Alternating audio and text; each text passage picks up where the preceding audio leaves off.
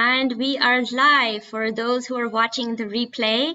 No need to fast forward because we'll be starting the recording in just a moment. All right.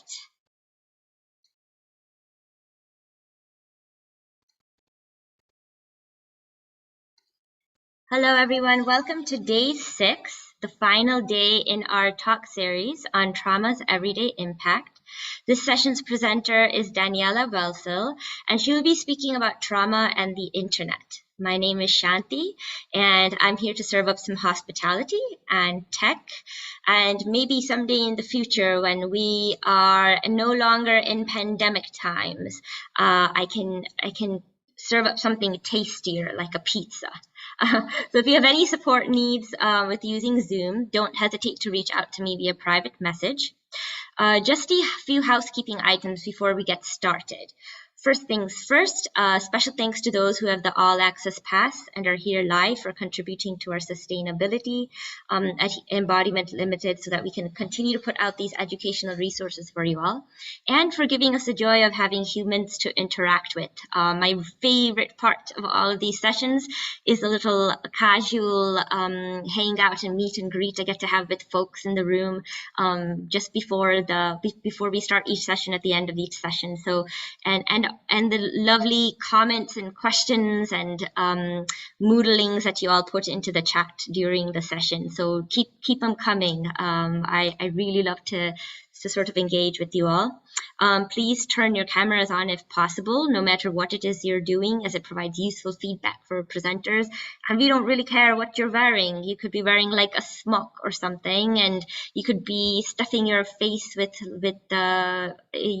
blueberry jam, and it could be like dribbling down your chin, and you'll be totally accepted and loved by all of us. So please do turn on your camera if you feel comfortable.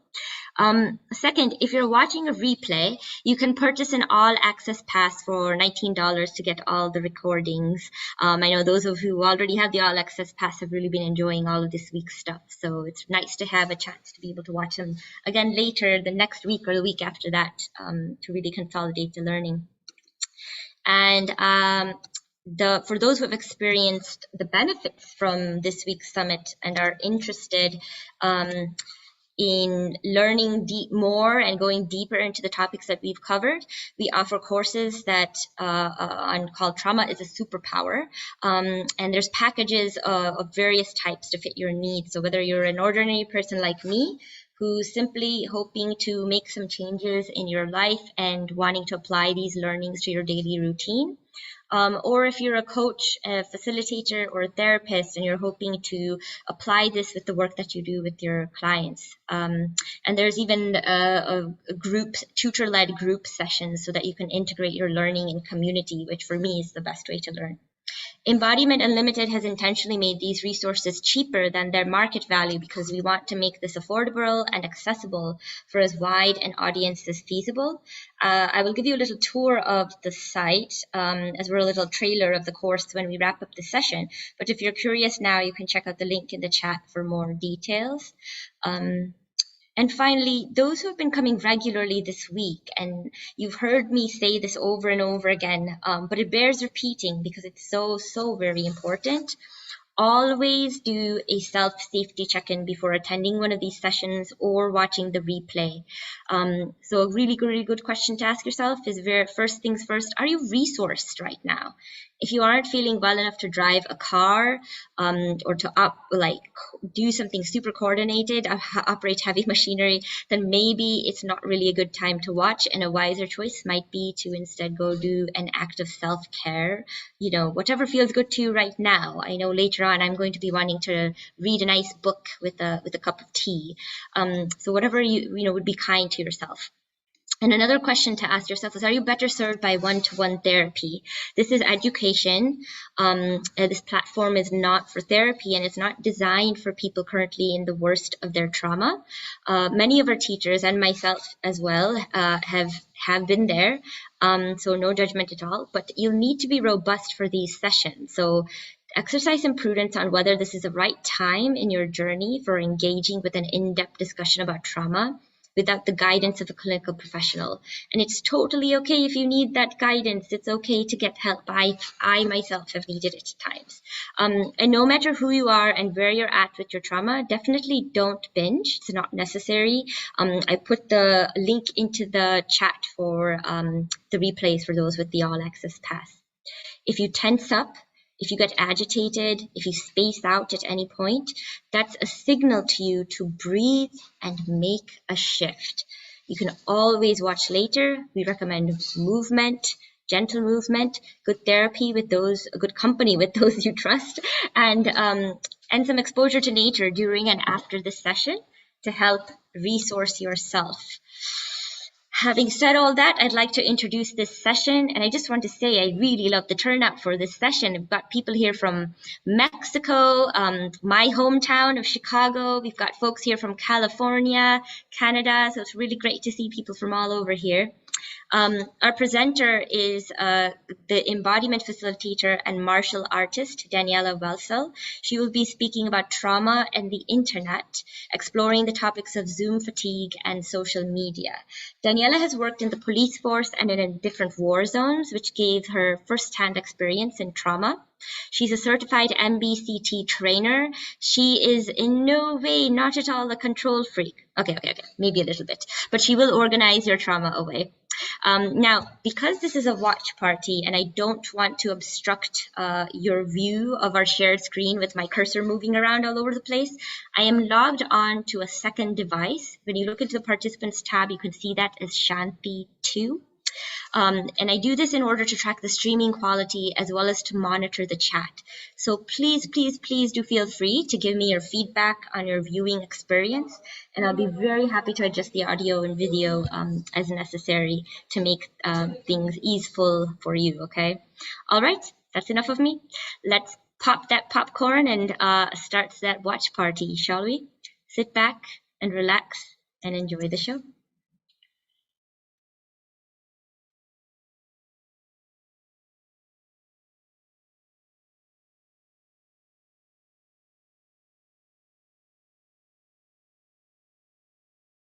Welcome everyone to this session on trauma and the internet. And I'm working a lot, not just on the internet, but on Zoom. I was probably one of the first people who organized like Zoom conferences and stuff. And that's why Mark asked me to do this session, to look a little bit closer into two topics. One is social media and one is Zoom fatigue. I will focus a little bit more on Zoom fatigue because this is actually something which popped into the mainstream more recently. And with that, I find it personally a little bit more interesting and also a little bit more necessary to talk about this. And there's quite some research, quite some publications around this. While social media or the issue around social media are a little bit better known and a little bit longer around. Not tremendously long, but a little bit more. Let's start with something you probably heard a lot in this trauma summit already.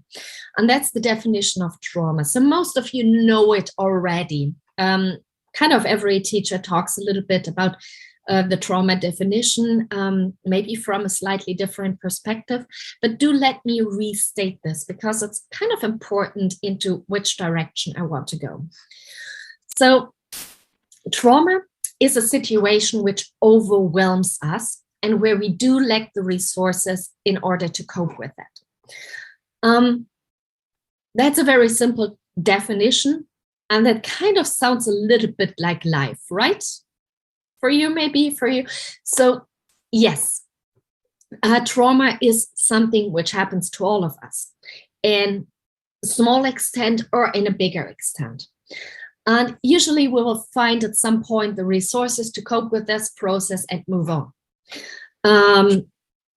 In some situations, that might be not the case. In some situations, this gets stuck in the body because it either accumulates or the situation is so devastating, so difficult that we do need help. So there are different kind of traumas. But very generally, it brings us into the most basic response, which is often described as fight, flight, freeze response. So that's the definition for trauma. And now we're talking about Zoom fatigue. And in order to talk about Zoom fatigue, I'd like to start actually by mental fatigue, because Zoom fatigue is a special term or a special thing of mental fatigue. Mental fatigue is researched a little bit more. And mental fatigue is being described as the disbalance between cost and reward. So if you think that every behavior, every situation, every action we are doing actually is something which either costs us or rewards us. So there's always a balance or a disbalance between the two of them. And if you're going even further, any action, any behavior we are doing is either something which resources us, which replenishes our resources, or which depletes us. And what happens is in fatigue, very general fatigue, mental fatigue, that constantly the costs are higher than the reward, or the costs are higher than actually the resources I can gain. And if you compare this with the trauma definition of a situation which is actually overwhelming and where we do lack the resources in order to cope with this, the connection between the two becomes quite obvious, right? So what happens in Zoom fatigue is that the reason or the situation or the being on Zoom or any kind of video conferencing platform, Zoom is just the best well known, and it's kind of like a nice buzzword. It sounds like it's getting easy off the tongue, but it happens basically in any kind of like screen work, and certainly in any kind of video conferencing, video communication. So if you look at Zoom fatigue from this point, what happens is that while we are communicating via Zoom or online, that our resources get depleted quicker than we can actually refill it. So it becomes a disbalance, more and more until we hit rock bottom.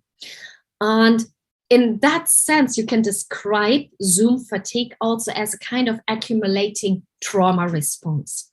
So there is the connection. So let's start with why that is. By the end of the session, what I want you to know is actually why that happens and how you can prevent that.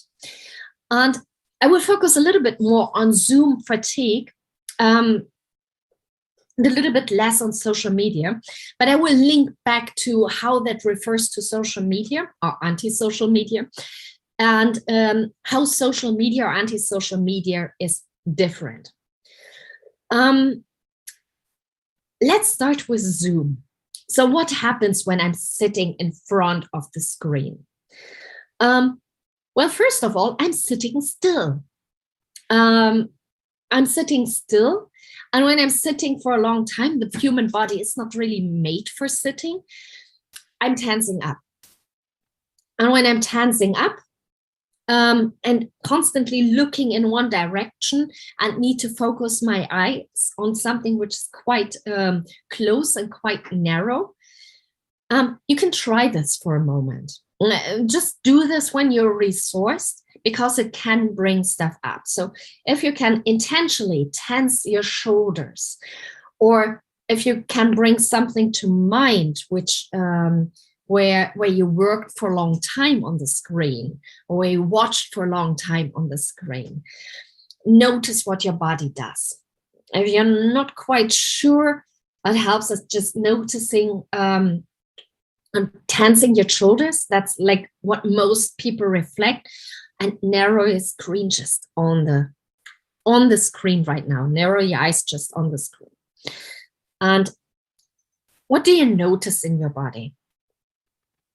Like for me, what I notice right now is that my abdomen, my belly is quite tense, and I'm breathing more into the chest. I feel like my jaw is a little bit tight. Anything else you notice? And shake this off.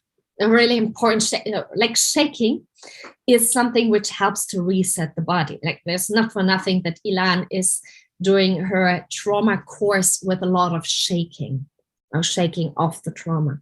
So shake your body, get out of this embodiment.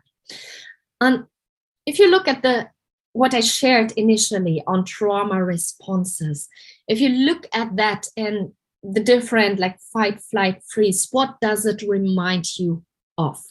If you like tensing and narrowing your gaze. Is it freeze? Well, somehow, could be. Is it flight?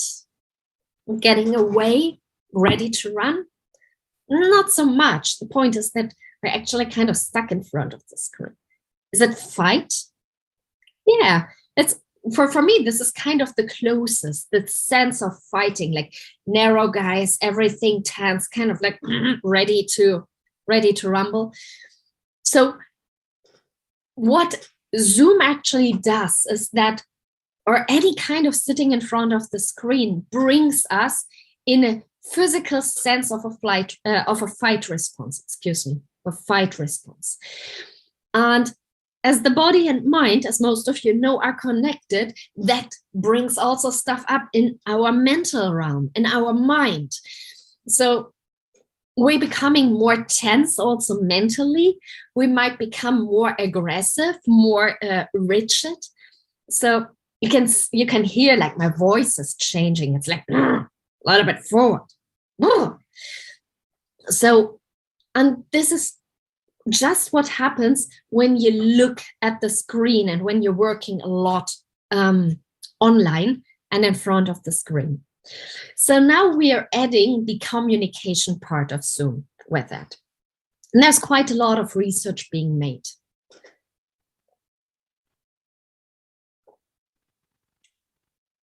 So first of all, we are looking at people in the screen in a very different way how we look at people in real life. So one thing which is happening, we have people either in very small or very large, actually larger than real life size. And we are much closer, to the screen. I don't know how far you're sitting away from your screen right now. Maybe look at this. For me, it's like a little bit less than a meter, maybe 70 centimeters, something like this. If I would stand in front of a person, that would be way too close. I would feel kind of like someone enters into my boundaries, someone enters, gets a little bit intimidating. And also cultural aspects here. Some cultures are dealing better with that than others. My culture is German. We like a little bit more distance.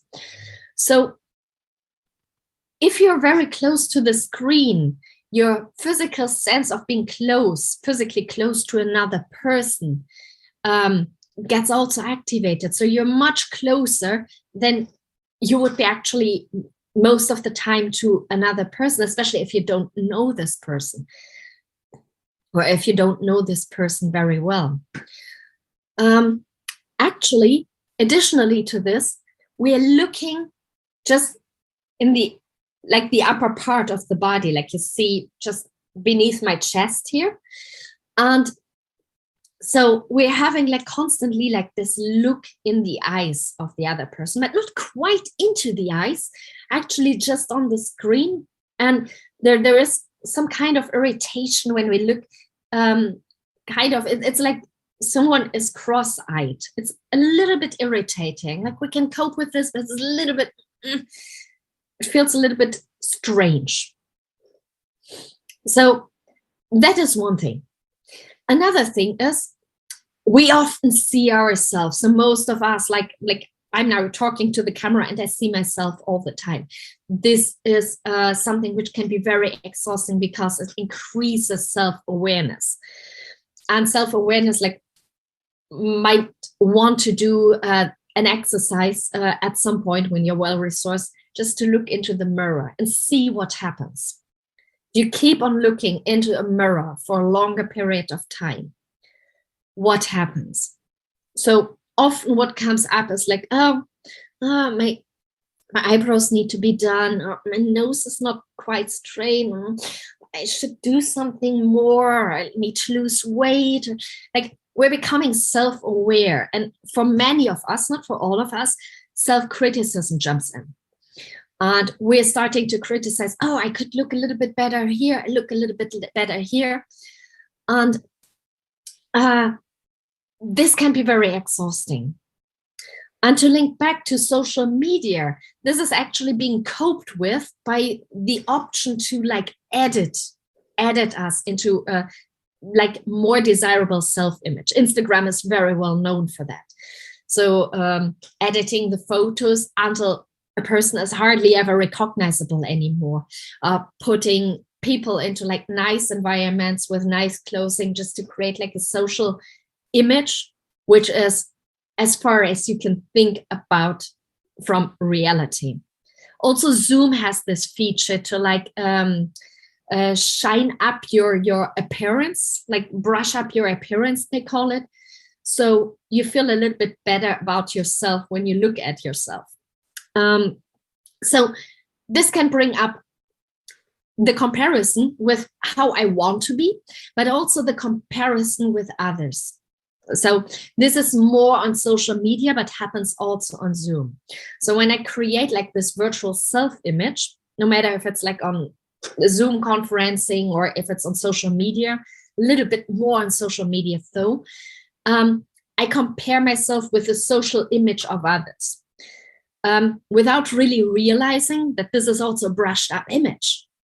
And it's probably not quite the reality for some further away from the reality than others. There's quite a lot of research on how social, especially social media, impacts negative self-image. And that also happens on Zoom. So if I brush up my image, or if I'm seeing someone like being really beautiful on screen, there's like always like this little comparison. And that happens especially if I can see myself, and we will be naturally drawn always to our own image.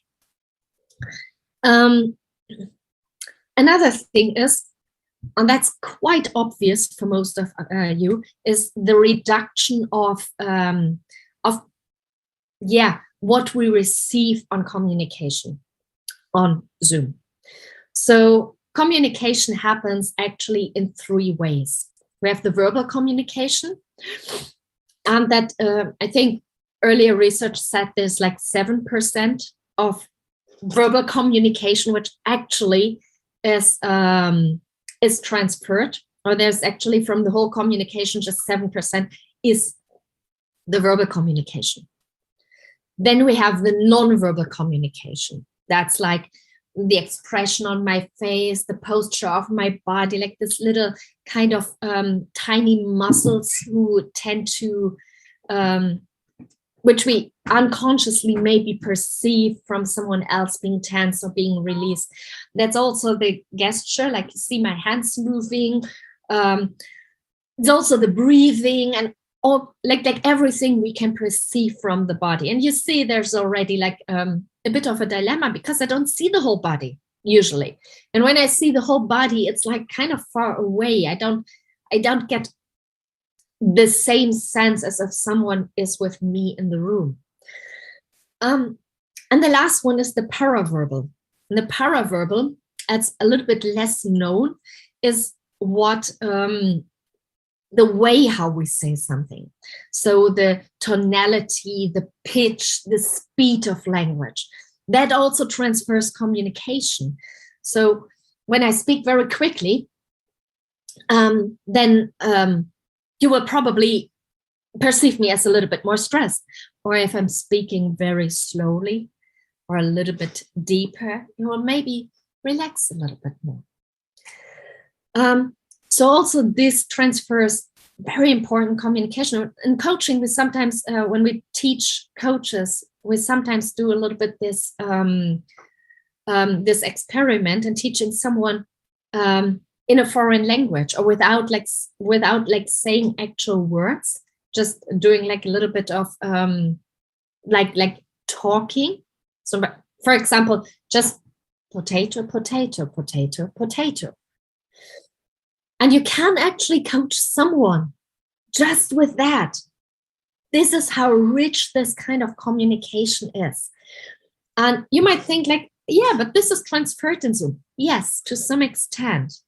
But what is missing in any kind of digital communication is there are some frequencies being cut out. And we might not notice this consciously, but subconsciously we're missing this information.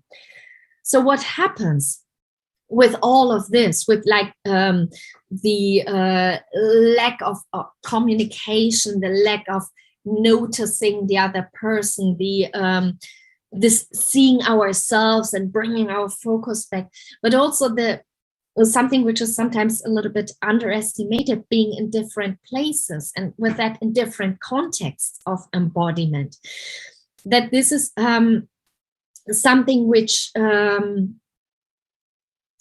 asks more cognitive resources from us. So that is one of the reasons why we're mostly so tired after being online, more tired than actually when we meet in person. You might, some of you might have during the pandemic just have a virtual coffee with a friend, and even that is more exhausting than actually meeting with a friend for a coffee, for exactly those reasons. So we need to work much harder. So any kind of online communication depletes our resources more. And that's to some extent also true for social media, like taking our attention away from social media. What I shared before is that Zoom fatigue is actually a disbalance between cost and reward. So looking at the reward, we are getting rewarded by social interactions. And what some researchers did, I don't have the names like right now handy, but what they did was a functional MRI to check what happens in the brain when we have actual interactions versus what happens when we have just online interactions.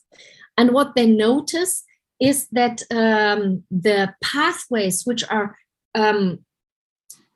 responsible for our reward, like they call it the dopaminergic pathways, the reward system is less activated when we are online than when we are in person. One reason, which I already said, is that we are in different places, so we miss the physical like sense of another person. It doesn't necessarily need to be touch, but also sensing the warmth, sensing them being around, being in the same context, in the same spatial context, in the same physical context. And there counts like the time.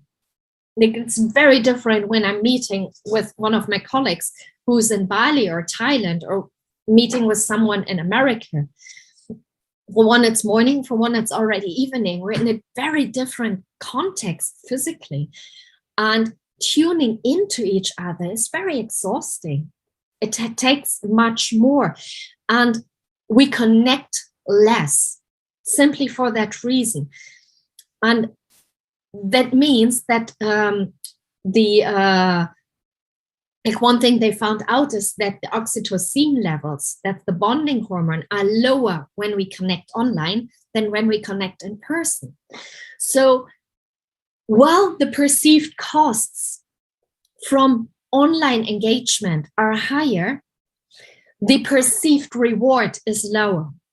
So that causes Zoom fatigue, because the disbalance is much, much higher than it is when I'm meeting with someone personal. And of course, there's also like personal things, personality, like if you're introvert or extrovert, you take energy out of social engagement, or if it's generally more depleting, this also plays a role.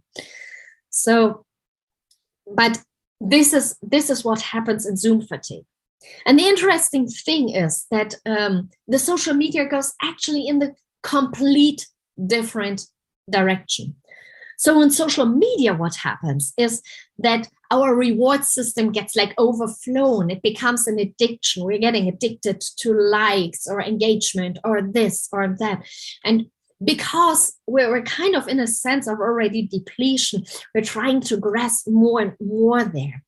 But it's still that it doesn't really resource us. So coming back to trauma, it's a disbalance between our coping mechanisms or the resources in order to cope and the situation. So social media doesn't build up resources because it's also very depleting in the sense of that we need a lot of cognitive effort to step out of this fake self-image and so on. So in that, social media kind of goes into the opposite extreme. So what to do with that? There's much more to say about this, but I don't want to I want to give you something, what you can take away, what you can do with that. So maybe take a moment to think when these are the issues, like the being stuck in front of the screen, which is also like my mind is active while my body is stuck. Seeing ourselves, the workload we need to do in order to decode the information which we need for communication. Maybe think about what could be easy things to deal with that. So first of all, there are a few things which might come up, but do let me introduce an exercise which actually helps to rest the eyes, to get out of this narrow focus, which we're having like generally when we're looking at a screen. And some of you might know this already. I would highly recommend to do this frequently.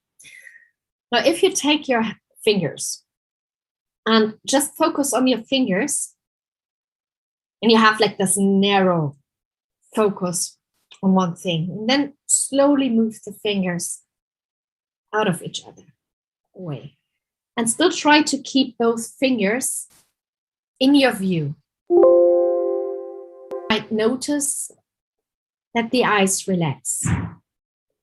You don't need to do this, don't need to go as far as possible. Just that you can still keep the fingers in your view. Maybe taking a breath here. That's one way to relax this narrow focus and going to a wider one. Another way is to move. Simply get the fuck up and move. You don't need to be stuck in front of the screen.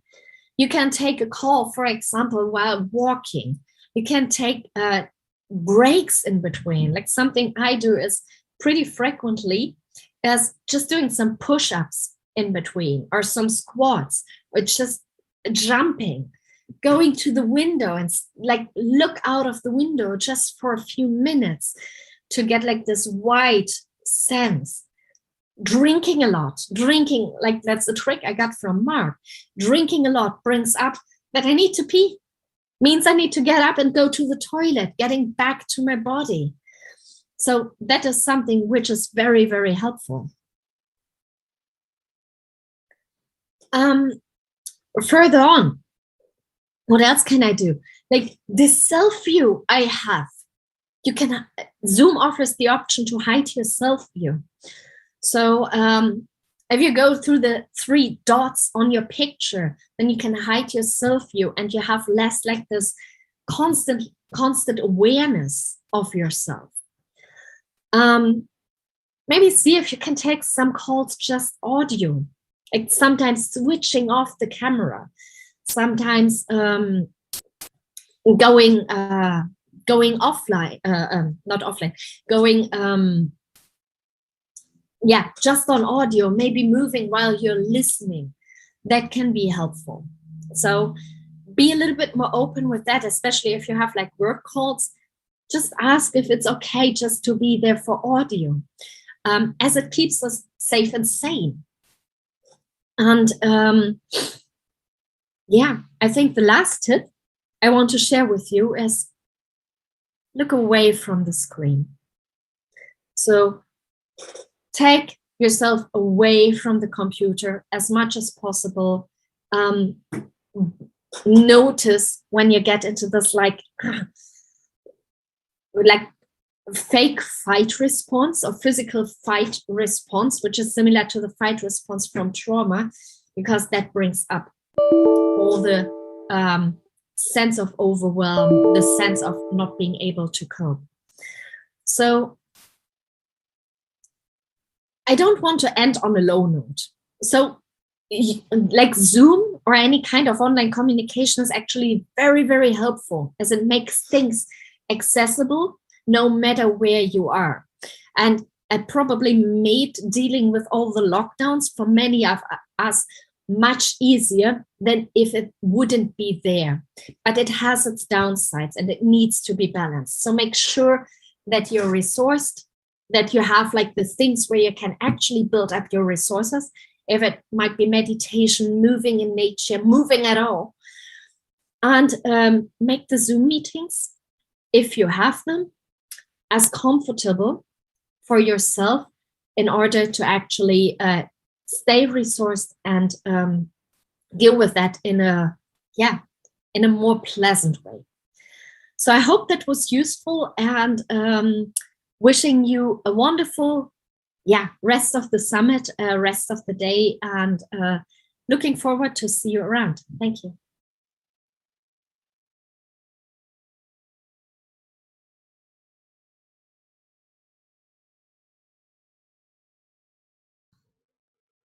Hey there, how was that for everyone? I got so many useful tips from Daniela's talk about both Zoom fatigue and social media. I'm going to have to go back and watch the replay and write down all the little things to remember. I can definitely tell you something that I've been sort of experimenting with recently has been the turning off the self view, and then meetings where I don't necessarily need to be on all the time, just being audio only. And I noticed that has sometimes I'll just like go for a walk outside while I'm listening in. And that's been a really, really helpful way for me to just not get overloaded. Why don't we actually put some of this into action right now? I'm going to show you a really quick embodiment exercise that I like to do that helps me when with being online. So, you know, we just spent an entire half hour just staring at the screen. So if you can, sort of center yourself for a moment, just take a pause. And I want you to like look over your right shoulder and just notice any lines or colors or shapes that pop out at you. Take a breath right here. Let your shoulders kind of drop. And I want you to do the same thing on the other side. Take a look to your left. Lines, colors, shapes.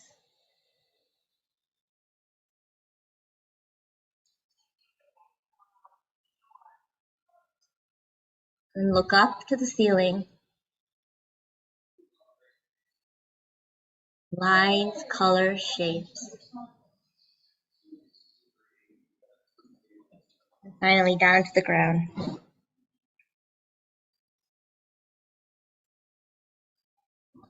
Lines, colors, shapes. And back up at this in front of you. Deep breath. And we're going to actually take a break for our eyes as well here. I'm going to take my glasses off. For those who have them, you can take your glasses off too. Otherwise, you just want to, our eyes just get used so much and they get so strained with this process. I want you to take your hands and just sort of like rub them together really fast, generate some heat. And then place the cup of your palms against your eyes like this. Just sort of gently press against your eyes.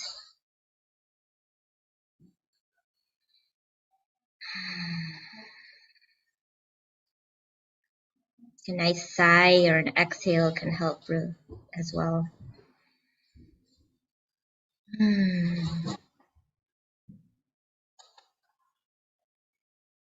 And open. Sometimes if you have time, a little bit of a face massage. I use the headphones a lot, so sometimes I'll take a break and I'll just sort of take kind of the ends of my ears and just sort of rub them. Yeah. So as you can see, that took what, like a minute maybe? There's some really short things that you can do for yourself to give your body a little bit of the TLC that it needs. And as I sort of wrap up the rest of this session with our links and all that kind of jazz, as an invitation for you to, if you'd like, maybe like get up and move around, like there's no reason that you need to keep sitting in your chair, ramrod, staring straight at the screen. You can move around. So I want you to, an invitation to do that as I sort of close up. So I'm going to throw a bunch of links into the chat again for y'all.